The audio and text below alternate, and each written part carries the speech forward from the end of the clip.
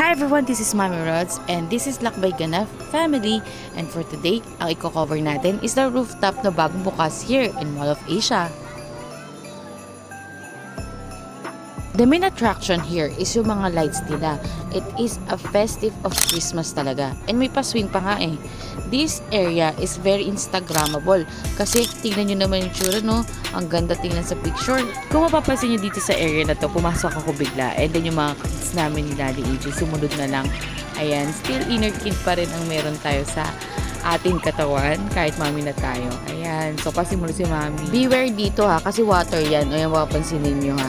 Flowing water yan. Kaya pag pupunta kayo dito, tingnan nyo yung sahig. Ang ganda ng effect nitong part na to kasi talagang literally para siyang sumasabog na ayan, fireworks. This area is for taking picture shots. Every part of this area is pwede kayo mag-family picture, individual picture, or selfie. Kasi katulad dito, nag-picture ako dyan. Siyempre, magkasama kami ni Daddy. The most happy area dito is this playing area talaga.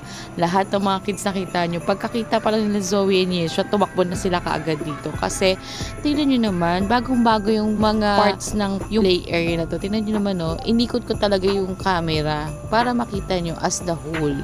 So, ang dami pwedeng pasikot-sikot na gawin ng mga kids natin.